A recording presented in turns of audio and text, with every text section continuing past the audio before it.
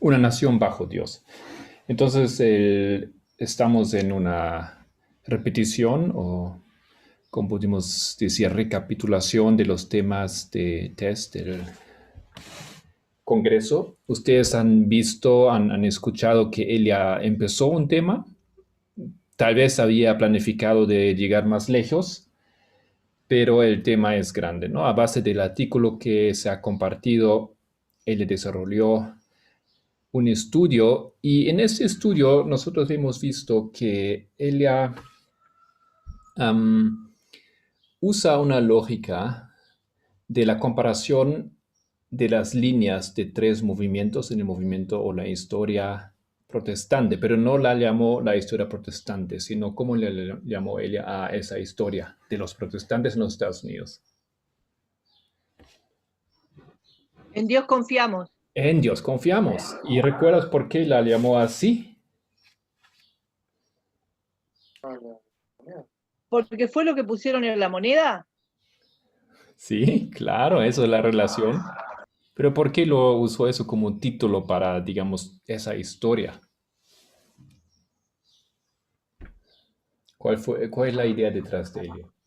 Porque la intención de Claro, la intención era de que todos se unieran en una nación bajo Dios. Una nación bajo Dios, claro. Exacto, ¿no? Una nación bajo Dios es otro lema que se ha estado usando. Ok, eso es exactamente lo que acontece y ese proceso se manifestó en el intento de usar ese lema, en Dios confiamos, y luego imprimirlo y hacerlo visible. Y bueno, dijo también que tal vez puede haber otro título, otro nombre mejor para esos movimientos, pero funciona bastante bien. Entonces, lo que yo quiero hacer es revisar ese concepto de la nación bajo Dios y revisar el concepto, los estudios que ella hizo sobre en Dios confiamos. Ok, esos estudios se hicieron el año 2019 durante la escuela de profetas en Brasil. Ahí lo podrán ver también. Ok, entonces, empezando un poquito la introducción a los temas de Tess Lambert. El sur, ¿no es cierto? Ella citó ese libro aquí de Francis Fitzgerald, Los Evangelicales, de Evangelicals. Y ella usa esa cita que vamos a usar rápidamente para entrar un poco visualmente al tema. En cuanto a la conducta personal, los evangélicos del sur se aferraban a las mismas normas puritanas que sus homólogos del norte, pero carecían de su ética social. No, ese libro es aquí, lamentablemente no lo hay en español, no lo he visto todavía en español, parece muy bueno, la autora es una autora con mucho éxito y mucho de renombre, como dice aquí, ella ganó el Pulitzer Prize, es un premio para autores. Ok, continuamos. Entonces, ellos carecían de su ética social del norte, aunque tenían las mismas bases puritanas religiosas, ¿no? Como una cuestión teológica, la religión era vista principalmente como una cuestión de la relación de los individuos con Dios y con Cristo como un salvador personal. No suena mal. Paradójicamente, esta religión asocial, intensamente individualista, creó un extraordinario grado de cohesión social entre los sureños blancos. Ajá, eso está el problema. Entonces, si uno piensa que la relación es solamente entre Dios y yo, eso en su idea, eso significaba y no tiene que ver con mis conciudadanos. No es un asunto social también, sino es un asunto ante todo y solamente individual. Pero como todos los sureños creían lo mismo y lo creían diferente como los del norte, eso paradójicamente, como ella bien dice, causó un grado de cohesión entre los que creían así. ¿No? Todo el mundo cree que somos no responsables socialmente a nivel religioso, entonces eso los unió. Yo quería revisar un poquito aquí la idea de quién estamos hablando, porque en mi mente, no sé cómo es con ustedes, yo tengo el mapa de los Estados Unidos en mi mente, más o menos. Y tengo una idea de los que son el sur y los que son el norte, pero eso es un poquito diferente en este tiempo, porque estamos hablando aquí. ¿De qué época estamos hablando? ¿De qué años, más o menos? 65, 65 y aún antes, ¿no es cierto? El primer 62. movimiento es antes bien antes em, de la guerra civil, ¿no? Y él le dijo es después del primer despertar, el primer gran despertar, que eran los años 30, 40, 50, 1800, ¿ok? Lo que ustedes ven aquí es el mapa de los Estados Unidos, pero este mapa aquí ya es en la guerra civil, ¿ya? Más o menos ese tiempo. Lo que es verde es lo que nosotros llamamos el sur, y en eso ha sido el enfoque del estudio. No el enfoque del estudio, pero el enfoque de la cita recién leída. El sur es lo que es verde. Después hay esos estados ahí que están en cuestión un poquito. Arkansas, Tennessee, North Carolina, Virginia. Y también está Missouri, y ustedes recuerdan eso del compromiso de Missouri con Henry Clay. Entonces el resto aquí arriba son los estados donde no hay esclavos o donde la esclavitud es prohibida. Pero si se fijan bien, dice por ejemplo aquí territorio de Nueva México. Eso todavía no era un estado. Arriba dice territorio de Colorado, no era un estado. Nebraska Territory, no era un estado. Dakota Territory. Todo, digamos, el oeste americano no eran estados. ¿Ya? Lo vamos a ver en mapas después que tienen que cortar eso de la existencia. Ahí no eran organizados en estados. Había disputa también. En parte los ingleses estaban disputando la soberanía en algunos lugares. Solamente tenemos California y Oregon bien al oeste que ya eran estados. Y al inicio de esa historia también Texas no era parte ni siquiera de los Estados Unidos, era una república, yo creo. Y arriba tenemos territorio indiano. Entonces, en realidad es bastante más chiquito lo que estamos viendo aquí, los Estados Unidos. Y aquí interesante también tener una idea de cómo, dónde estaban los esclavos. ¿Ya? Entonces, los esclavos ahí, como ustedes pueden ver, según unos datos de los años 1860, están bien concentrados en esos estados sureños. De esos estados estamos hablando cuando estamos hablando del sur. Lo que es rojo oscuro, eso, ahí están los esclavos. Un poquito arriba en Missouri, poquito en Virginia, hay también, ¿no es cierto? Pero así tenemos una visión. ¿A qué se refiere? Ok, continuamos un poco la cita. Por supuesto, ayudó el hecho de que el sur era en muchos aspectos una región homogénea. Era rural, agrícola, pequeñas comunidades, donde las relaciones eran cara a cara, así de pueblo, ¿no es cierto? Pueblitos. Con su limitada economía, atrajo a pocos colonos del norte y a pocos inmigrantes extranjeros. No quiero repetir mucho aquí, Miriam ya habló de esto. El sur entonces era bien diferente como el norte en comparación. Continúa. Los metodistas, bautistas y presbiterianos, ¿cuáles son los más importantes de esos para este tema? De esas, los presbiterianos, ¿no es cierto? Y yo recordaba que tenemos nosotros en la historia minerista un presbiteriano muy famoso, que Trump. llegó a ser muy famoso en este movimiento. ¿Quién era? A.T. Jones. ¿A.T. Jones también? No sabía yo eso. Leach. No, A.T. Jones no era, lo siento, era Leach. Carlos Fitch, sí. Carlos Fitch es el autor del diagrama, ¿no es cierto? De 1843. Ese hombre era un líder en la iglesia presbiteriana de alta posición, pero porque sus ideas de la salvación se diferenciaban mucho de la iglesia, lo echaron. Ok. Entonces ellos construyeron las iglesias, los colegios, las escuelas,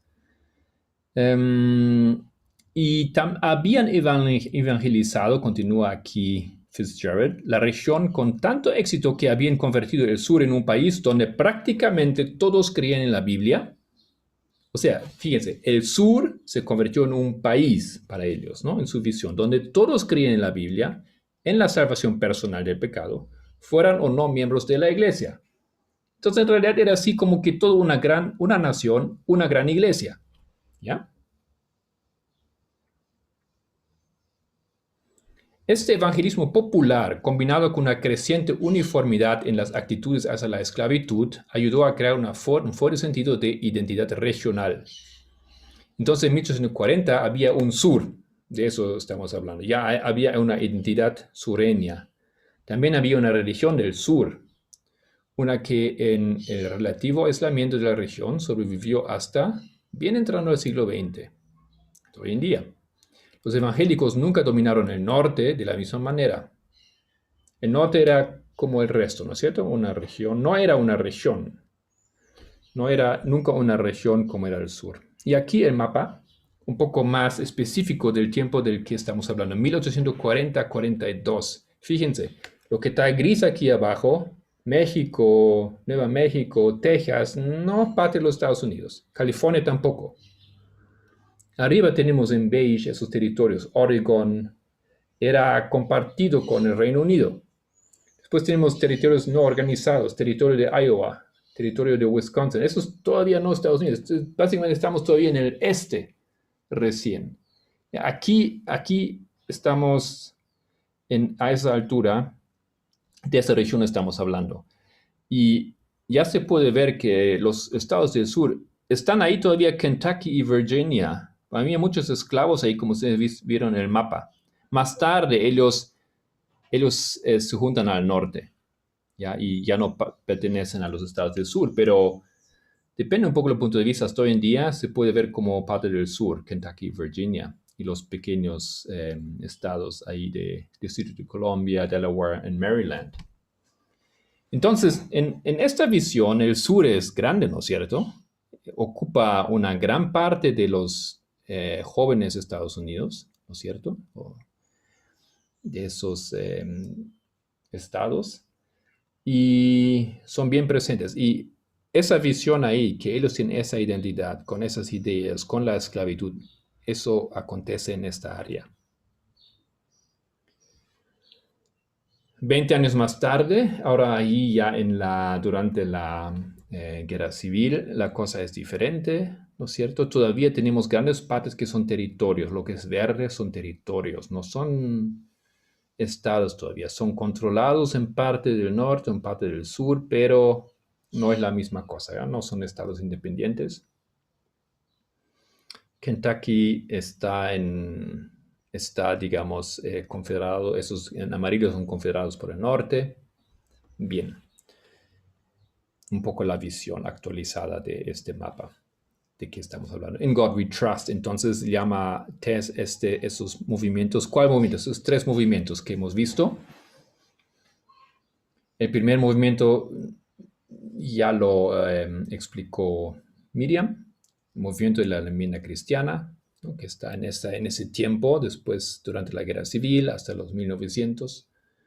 El segundo movimiento 40 años después del nacionalismo judío cristiano, y finalmente entrando ya en esos tiempos, 1979, nacionalismo reconstitucional de la nueva derecha. Ella, como ustedes bien saben, habló de la primera etapa.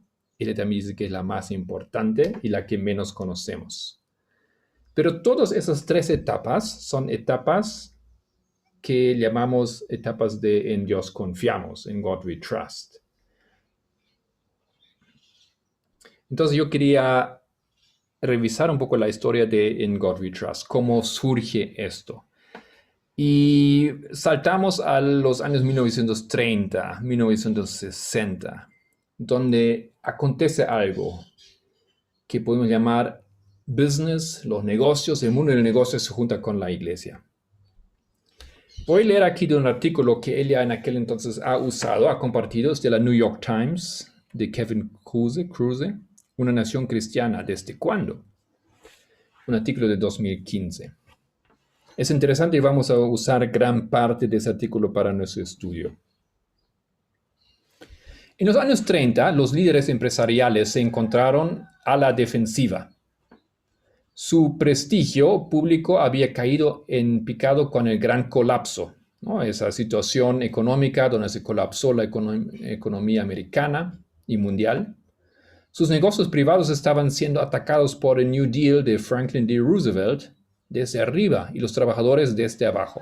Entonces el problema aquí, en problemas se encuentran los grandes empresarios, el business, el mundo del negocio. Por un lado, de parte del gobierno se vieron amenazados, por otro lado, por el movimiento social, por eso los trabajadores. Para recuperar la ventaja, los líderes corporativos se defendieron en todos los frentes. Libraron una guerra figurativa en las casas estatales y ocasionalmente una guerra literal en las calles. Sus campañas se extendieron desde los tribunales de justicia hasta el tribunal de la opinión pública. Pero nada funcionó particularmente bien, hasta que comenzaron una inspirada ofensiva de relaciones públicas que lanzó al capitalismo como la sierva del cristianismo. Entonces es una ofensiva de relaciones públicas, eso es una idea. Eso es una idea que ellos fabrican y la idea consiste en convencer a las personas de la siguiente idea, que el capitalismo sirve al cristianismo. Entonces si eso es así, no podemos luchar contra el capitalismo, ¿no es cierto? Porque es el siervo del cristianismo y como es una nación cristiana, o muchos cristianos, entonces ahí recuperó el capitalismo, las grandes empresas, los grandes negocios recuperaron con esa idea lo que vamos a ver su posición. Los dos habían sido descritos como almas gemelas antes, pero en esa campaña se unieron en una oposición al socialismo sigiloso del New Deal. New Deal, ¿no es cierto?, era puesto o difamado como un socialismo sigiloso, uno que entraba lentamente, se iba ocupando de la nación. El gobierno federal nunca había tenido en cuenta el pensamiento de los americanos sobre la relación entre la fe y la libre empresa, sobre todo porque nunca se había impuesto tanto sobre los intereses comerciales, pero ahora proyectaba una larga y ominosa sombra. Entonces ellos aprovechan esta y hacen esa campaña, los negocios, las grandes empresas. En consecuencia, a lo largo de los años 30 y 40, los líderes corporativos comercializaron una nueva ideología que combinaba elementos del cristianismo con un libertario antifederal. Y aquí tenemos algunas empresas, ustedes lo ven al final de ese párrafo. Firestone, deben conocer, ¿no? Hoy en día hacen llantas, ¿no? Productos de goma. Conrad Hilton, Hutton, etc. Y también marcas que en ese tiempo no eran muy grandes todavía. US Steel, General Motors y DuPont. Ahora viene la gran cosa. En una decisión astuta, estos ejecutivos hicieron de los clérigos sus portavoces. Y ese fue el primero grande, o uno de los grandes primeros, Dr. James Fifield Jr., dijo lo siguiente ese hombre, reverendo. Una y otra vez condenó una variedad de leyes socialistas, como las que apoyan los salarios mínimos, el control de precios, las pensiones de la seguridad social para los ancianos, el seguro de desempleo, los beneficios para veteranos y similares, así como una amplia gama de impuestos federales que él consideraba de naturaleza tiránica. Al final juzgó, tales políticas violaban la ley natural que hereda la naturaleza del universo y es la voluntad de Dios. Esas ideas aprovecharon ellos para llevar adelante su campaña. Otro nombre que Tess mencionó fue reverendo Abraham Vereide. Él promovió la causa libertaria cristiana con una red nacional de grupos de oración. Entonces, eso fue aparentemente su idea, ¿no? De establecer grupos de oración. Y lo que él va a hacer es, él va a juntar hombres importantes de negocio para lograr esos grupos de oración. En 1942, estamos aquí bien atrás en el tiempo todavía, se fijan, ¿no es cierto? Estamos antes de la Segunda Guerra Mundial. 42, la influencia del señor Vereide se extendió a Washington. Persuadió a la Cámara y al Senado a iniciar reuniones de oración semanales. Cuando ustedes se enteraron en sus vidas de esas oraciones que hicieron en la Casa Blanca, ¿cuál era su idea? ¿Cuál era su reacción a esto? En algún momento ustedes se enteraron, ¿no es cierto?, que los presidentes hacen oración, que invitan a un pastor adventista para que ore, etc. ¿Qué recuerdan? El adventismo usualmente cree esto o asocia esto con el ecumenismo. ¿Ok?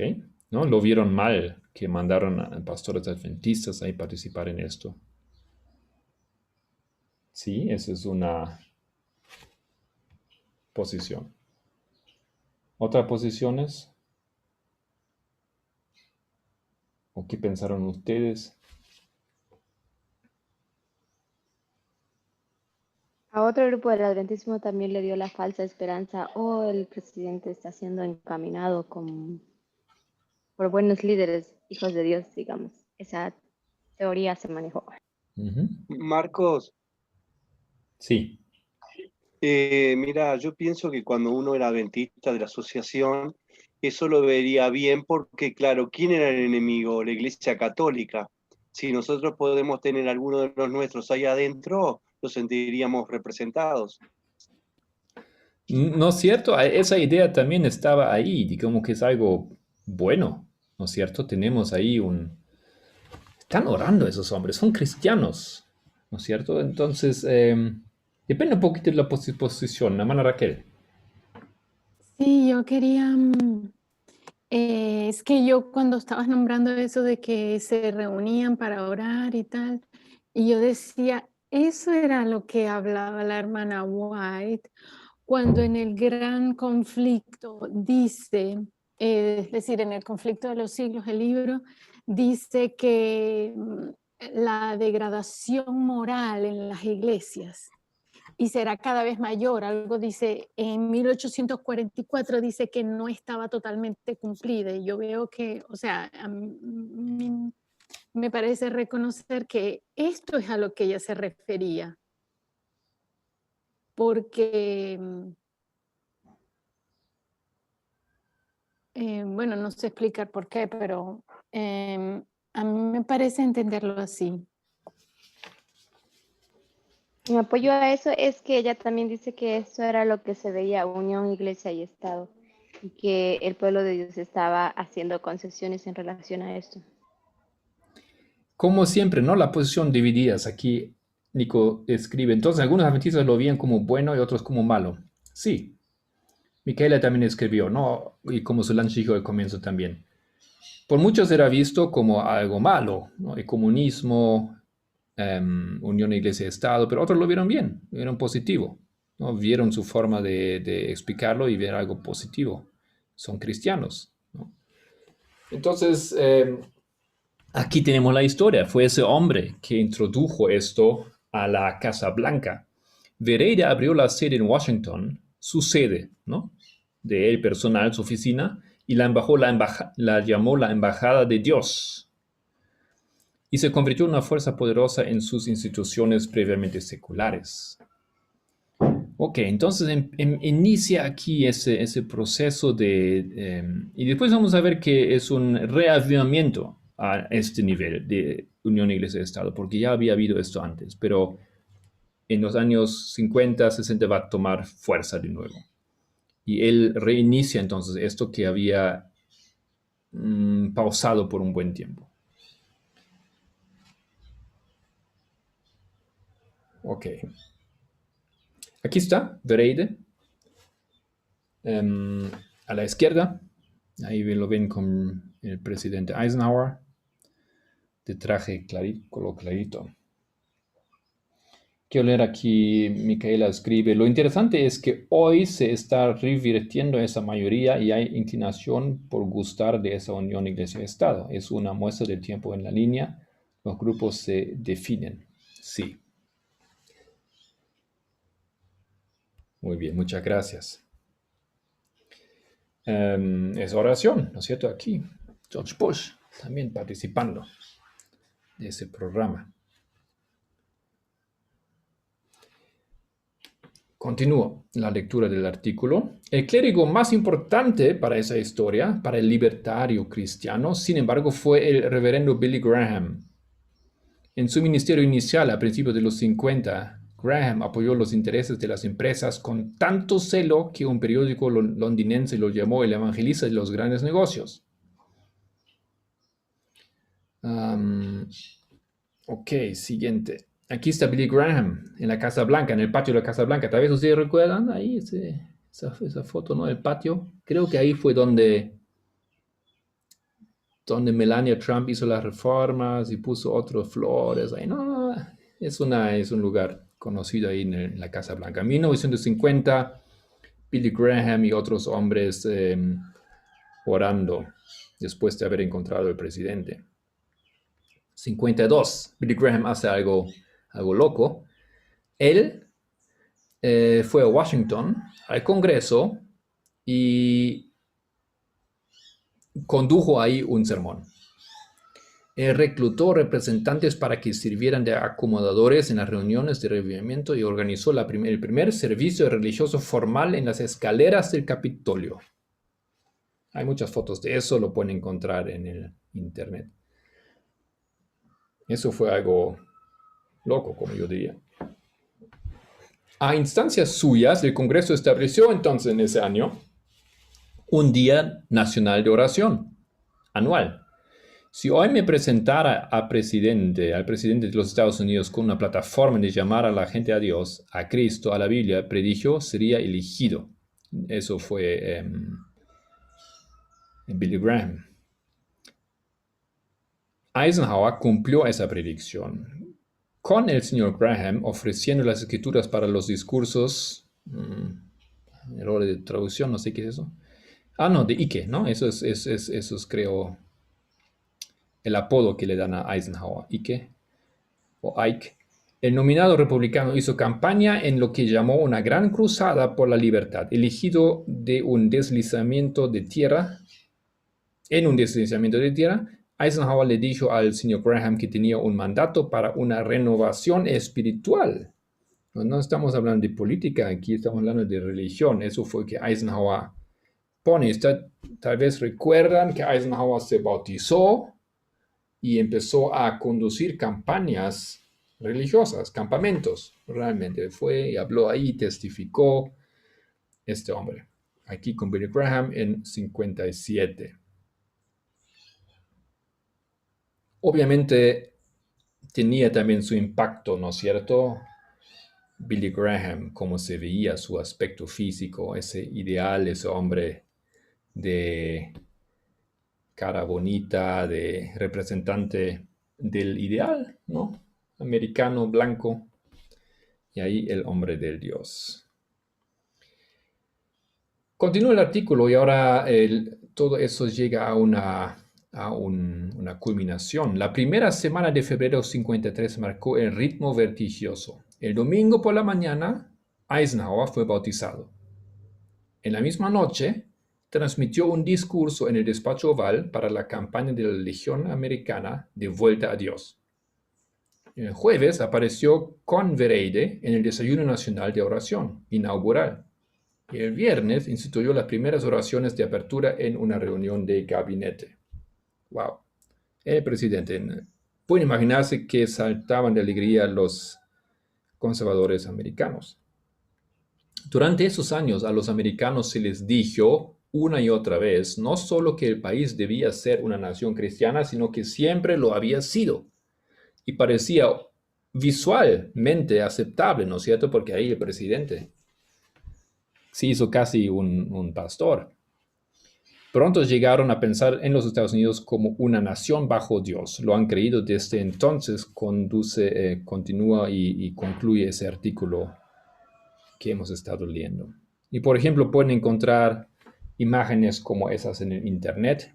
Aquí citando a Ronald Reagan, que dijo: si jamás olvidamos que somos una nación bajo Dios, entonces vamos a derrumbar. Bueno, entonces de repente se estableció esa idea y de la nada, o de la iniciativa, mejor dicho, de algunos pocos hombres, se convirtió esto en una conciencia nacional. Ok, vamos a hablar un poco ahora de eso, In God We Trust, del lema nacional, oficial nacional, cómo pasó esto. El Pentágono, el Departamento de Estado y otras agencias ejecutivas rápidamente instituyeron sus propios servicios de oración. En 1954, el Congreso añadió bajo Dios al anteriormente secular juramento de lealtad. Aquí está el juramento de lealtad de los Estados Unidos. A la bandera, ¿no es cierto? No sé si esto hay en sus países, me imagino que sí. El juramento de lealtad de los Estados Unidos de América. Dice: yo juro, ¿qué es allegiance? Alianza. Sí, ¿no? Alianza. A la bandera de los Estados Unidos de América y a la república por la cual ella representa, una nación bajo Dios, indivisible, individible, con libertad y justicia para todos. Ya, eso no había antes, no había esa añadidura de una nación bajo Dios. ¿Okay? Era neutral, o como otros dirían, era un juramento ateo. También, bajo Eisenhower, pusieron un eslogan similar, que es en Dios confiamos. Lo pusieron en el correo, lo pusieron en las monedas y hasta hoy en día queda en los billetes americanos. Eso surge todo de este tiempo. 52, el pastor de la iglesia presbiteriana, ahí tenemos, presbiteriano, de la avenida Nueva York, George Docherty, dio un sermón en el que señalaba que el juramento debería agradecer a Dios. Entonces de ahí surge esto, ¿no? De ese hombre responsable. Él en un sermón lo plantea esa idea. 2 años después, el 7 de febrero de 54, dio otro sermón en el que nuevamente expuso que la nación debería agradecer a Dios en dicho juramento, ¿no? Colocó la idea en las mentes de las personas, aprovechando que el presidente Eisenhower asistió a ese sermón. Entonces, ¿a quién le habló en ese sermón? Le dio un sermón y transmitió un mensaje al presidente. Quería que escuchara esa idea. Al día siguiente, el senador de Michigan, Charles Oakman, propuso una enmienda al juramento que incluía las palabras under God, bajo Dios. El 8 de junio 54, luego de un proyecto alcanzado por el presidente Eisenhower, el Congreso adoptó esa reforma. Y una curiosidad, que al comienzo se saludaba así. ¿Qué les parece ese saludo? ¿Qué le viene a la mente cuando ven eso? Hitler. Ah, sí. Sí. Y eso es en Estados Unidos. Mussolini. Sí, es una foto de ese tiempo, ¿no? Donde aquí los niños en la escuela, Increíble. con la profesora, todo le dan al saludo a la bandera, ¿no es cierto? Su allegiance les están aquí demostrando. Pero eso, claro, nos hace recordar a Hitler y a Alemania nazi, aunque ellos tampoco lo inventaron. Eso viene de los romanos, ¿no es cierto? Es un saludo, salve, romano. Y como ellos adoptaron esa idea para Hitler, que era el líder de la nación, entonces eso quedó como en nuestra memoria, así como un saludo de los nazis, de Hitler. Pero ellos se dieron cuenta, ¿no? Los americanos se dieron cuenta y muchos dijeron, oh, eso está feo, eso me hace recordar otra cosa, y lo cambiaron. Y después ya no lo saludaron así. No sé bien cómo saluda hoy, pero ya no lo hacen así con la mano derecha extendida hacia la bandera. Pero obviamente es interesante eso para nosotros, ¿no es cierto? cómo esa idea religiosa visualmente con esa expresión se junta, se da la mano con esas ideas derechistas, extremistas. Me parece impactante. Disculpa, ¿y en qué año fue eso? Esto fue 54. No sé cuándo lo cambiaron, pero eso fue 54. Ahí se introdujo eso. En Colombia dicen la mano derecha en el pecho o en el corazón. En realidad da igual, ¿no es cierto?, dónde tienes la mano. A mí siempre me fue difícil entender ese concepto de esa lealtad jurar a la bandera, ¿no es cierto? No sé cómo para ustedes. Yo creo que yo he visto eso en la mayoría de los países, hoy se ponen en el pecho, en Estados Unidos también se hace eso, ¿no?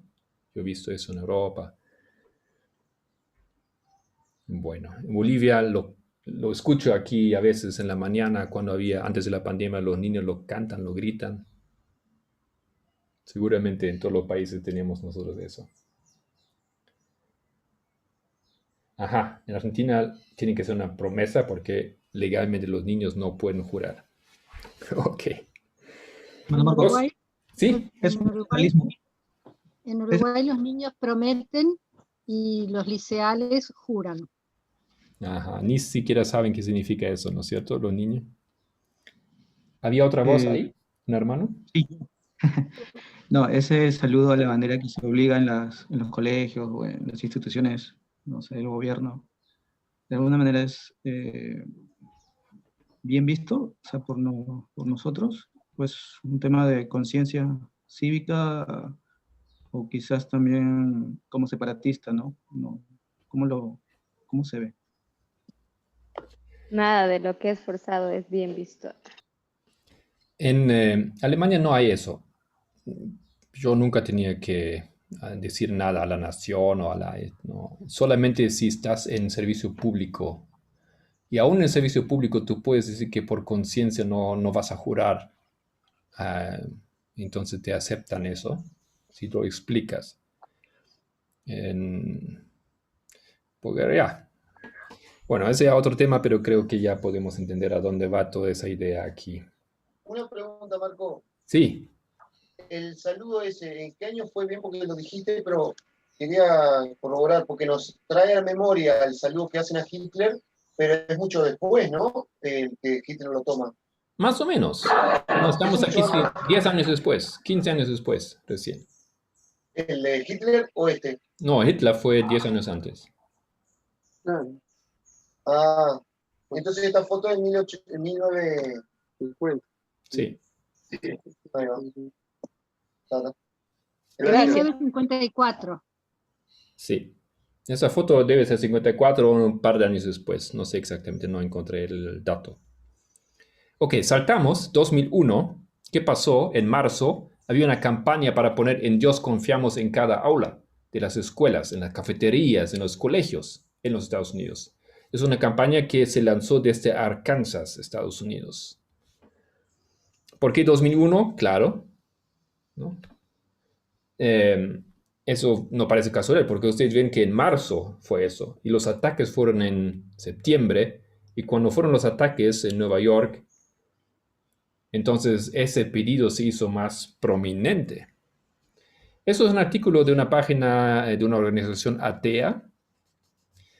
Escribe la ley, ¿cómo se llamó después? La ley 911, originalmente introducida como HB 1980 por el representante estatal Jim Dodson, requiere que los superintendentes y funcionarios administrativos de los organismos estatales coloquen copias enmarcadas de la frase "En Dios confiamos", junto con las banderas de Arkansas y de los Estados Unidos, en todas las aulas de las escuelas públicas, en las bibliotecas, así como en todo edificio de instalación pública mantenida u operada con fondos estatales. La ley exige que las exhibiciones sean donadas. Ok. A pesar de las afirmaciones del representante Dodson de que esta ley fue promulgada para mostrar la historia y la herencia de nuestra nación en las aulas, Dijo en una entrevista con HLN que el propósito de la exhibición es un reconocimiento de Dios en la vida pública. Ajá, claro.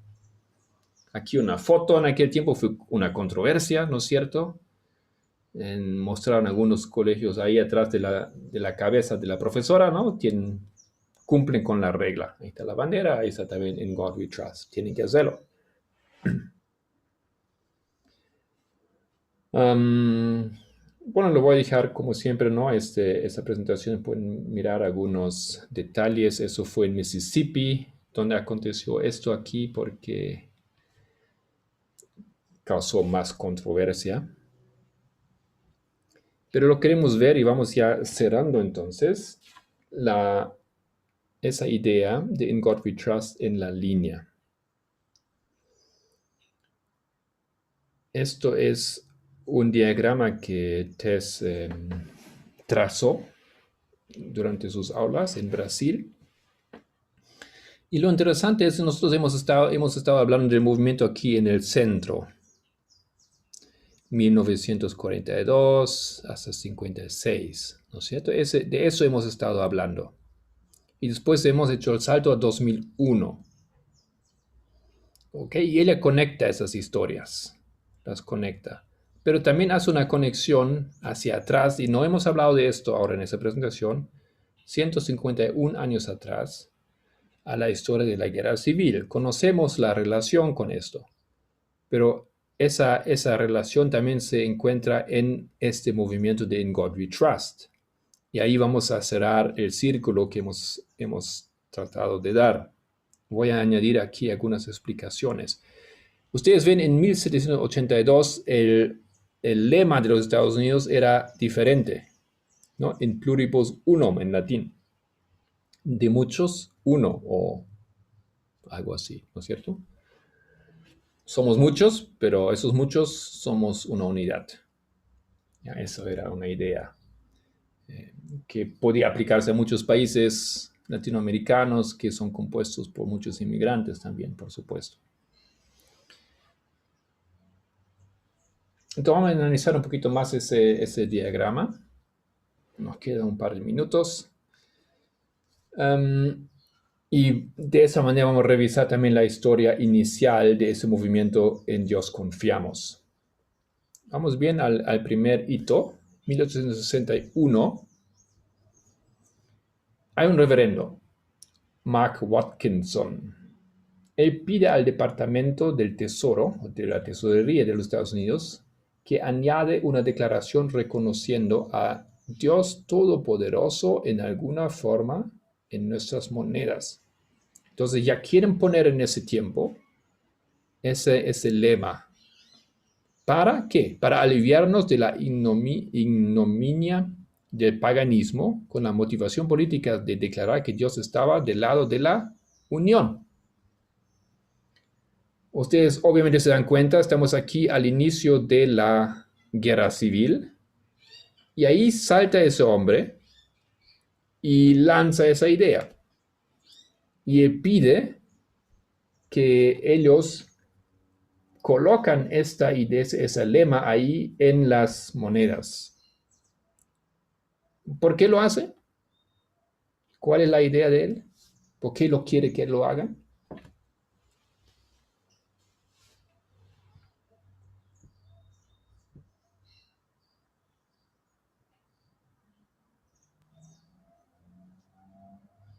¿Alguien me lo explica? Para ganar la guerra. En pocas palabras, ¿no? Para ganar la guerra. Él se avivó primero, ¿no? Se avivó antes que los del sur. ¿No? A veces lo hacen en los partidos de fútbol y siempre me parecía tan chistoso porque un partido ora a Dios y los jugadores de otro partido también oran a Dios para que les dé la victoria. ¿Y cómo Dios va a decidir a qué partido lo va a apoyar? ¿Qué es eso? ¿No tenemos un buen cristiano en un grupo y le tienen otro buen cristiano en otro equipo? Y Dios, ¿cómo va a decidir eso? ¿Qué locura es esa? ¿No es cierto? Y algo así aquí también, ¿no? El norte quiere Dios en su lado y se apura y tiene primero esa idea. Imagino que los del sur Se enojaron que ellos no tenían la idea primeramente de poner esto, declarar eso en la moneda. Como si fuera una ofrenda a Dios, ¿no es cierto? Esto es lo mismo que Hebreos 10:6 dice, holocaustos y ofrendas hicisteis. Ellos intentaron de hacer todo tipo de ofrendas que agradara a Dios solamente para obtener sus propósitos, con fines de alcanzar sus propósitos. Ujú. Sí, exacto. Ok, entonces... Marco, una pregunta, Adelante. perdón. Cuando este hombre, Mark Watkinson, propuso esto, ahí ya el norte, usted dijo que era del norte, ¿verdad? Sí, Ahí ya estaba más o menos todo globalizado el tema de la unión iglesia-estado, ¿no? Porque antes era más característico del sur, digamos. sí, la cosa es, tal vez recuerdas, en la primera cita hemos leído que tanto el norte como el sur eran cristianos, ¿no? Estamos aquí en esa historia ahora. Ah, sí, claro. Tanto el norte y el sur eran cristianos, eran religiosos, eran protestantes, todos. Pero solamente la forma del protestantismo en el sur era diferente, era individualista y el otro era más social. Entonces, no estamos hablando aquí de ateos contra cristianos, estamos hablando de cristianos contra cristianos, ¿no? Solamente cómo lo interpretaban era distinto. Ah, ok, gracias. Ok. Bueno, volvemos entonces aquí a esa historia. 63, que es el punto medio, obviamente, en esa historia de 61 a 65. En diciembre de 63, el secretario del Tesoro decidió un nuevo lema. Entonces, 2 años después lo implican. Y se decide que y surge también el movimiento de la Reforma Nacional. Ok, y 2 años más tarde dura pues todo ese proceso, ¿no? Pues hay otras cosas que hacer también, ¿no? Finalmente la ley del Congreso sale y ponen lema en monedas. Hasta que yo sepa, no en todas, pero en las de oro y las de plata, las más importantes. Entonces, eso es esa historia. Ahí surge ya esa manifestación verbal de la idea que Dios está con nosotros y somos una nación cristiana y lo queremos ser visible, lo queremos verbalizar, lo queremos que sea reconocible. ¿Ok? Como vimos tal vez en esa cita aquí, como el reverendo admitió que el propósito de la exhibición, la última frase, era un reconocimiento de Dios en la vida pública. Ya. Ok. Pero a fin de cuentas es una unión de iglesia y Estado. El Estado usa para ganar la guerra, como dijo el hermano Corbacho, para ganar la guerra usa a la religión. Así nomás. Ok, 1888, para tener una idea, ahí A.T. Jones defendiendo la separación de la iglesia y el Estado, luchando contra el movimiento de la Reforma Nacional. Estamos estudiando eso. De paso, si no se enteraron, también en una serie, estamos leyendo a un libro de Jones. Son estudios muy interesantes. Participen si pueden, si tienen tiempo. Ok, y ahí ahora llegamos a la historia que hemos estado viendo un poquito más en detalle. 1942. 42, las semanales oraciones en la Casa y el Senado empezaron. Ahí estaban esos hombres, Vereide y el otro que olvidé su nombre. Todavía no estamos con Billy Graham, él viene un poquito más tarde. Él viene ahora 53. 53, Eisenhower inauguró, él se bautiza en ese año, esa serie de cosas que él hace todo muy rápido, ¿no? Es inaugurado, él bautiza, él habla en campaña, él inaugura campañas religiosas. No son campañas políticas, son campañas religiosas donde él aparece.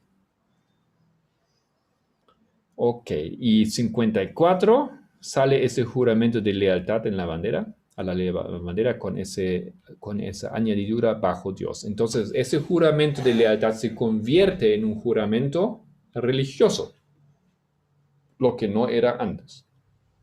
Y obviamente, atrae también mucha oposición, porque la Constitución americana también defiende que tú puedes ser no religioso, ¿no es cierto? Y 2 años más tarde, 56, en Dios confiamos, se convierte en el lema nacional por resolución conjunta. Otra vez está metido en esto Eisenhower. Entonces aquí tenemos esa historia que logró imponer tanto esto. Hemos visto que los líderes del Estado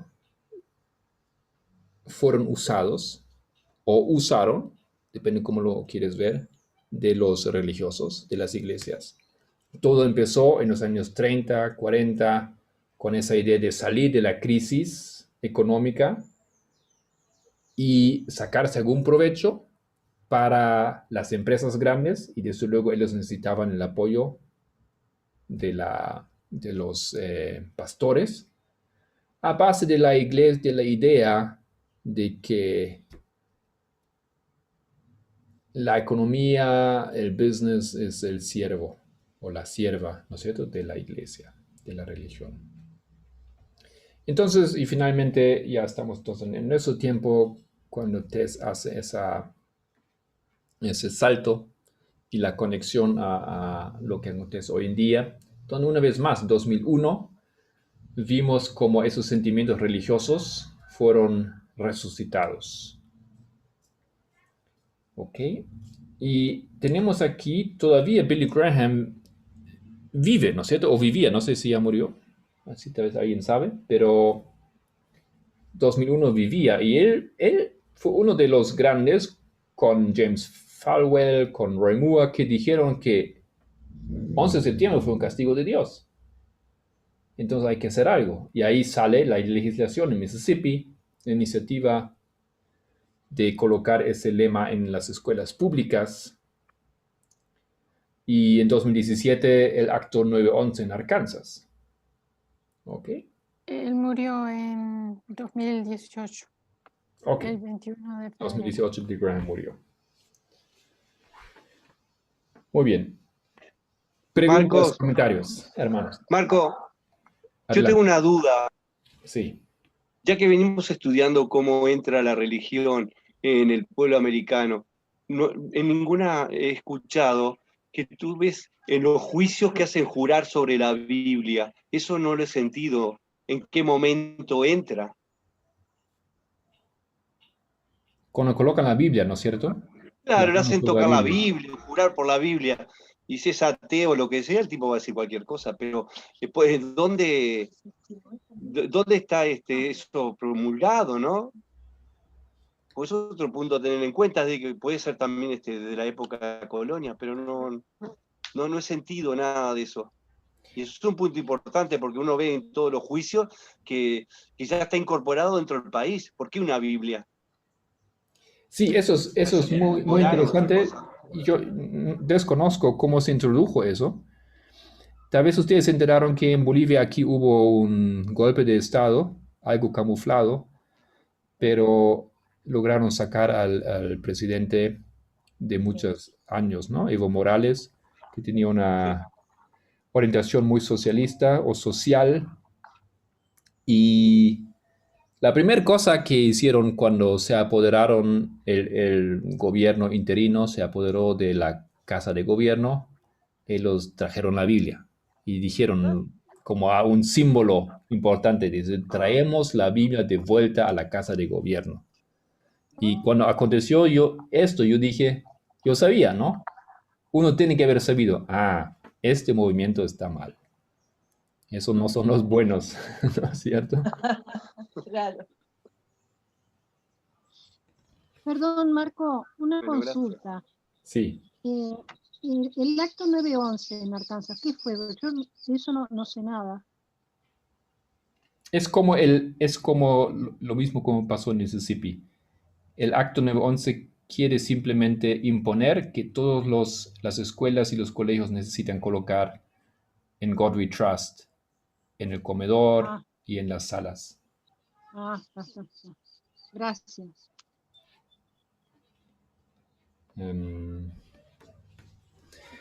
¿Algo más?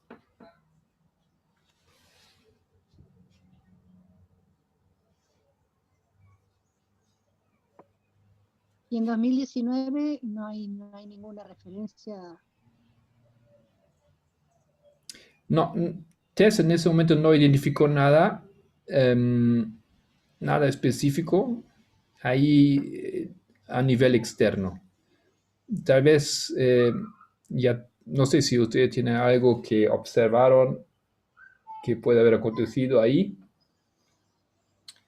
Pero eso es, obviamente, esos son los hitos que nosotros ya hemos reconocido independientemente de ese movimiento en God We Trust, ¿no es cierto? Esos son los dos historias que se repiten, que son divididos por 151 años. Sorry. Y los hitos ya están.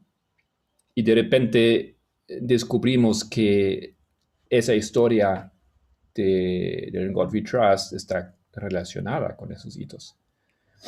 La historia en el medio, 53 hasta 56, es una historia que no es exactamente paralelo, pero también ustedes pueden ver que los 63 años están ahí, que juntan, digamos, a nuestra historia, que enlacen con esa historia, ¿no? ¿No es cierto?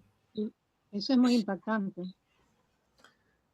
Entonces, no está fuera de la relación aquí que uno puede encontrar proféticamente. Ahora, lo que está en 2019, lo que colocamos ahí, no sé todavía qué se dijo, pero ya. No sé si alguien sabe de un Liberty Association. Está marcado en el 2019 en el estudio que hizo Tess en Engelsbach, en Waterburg.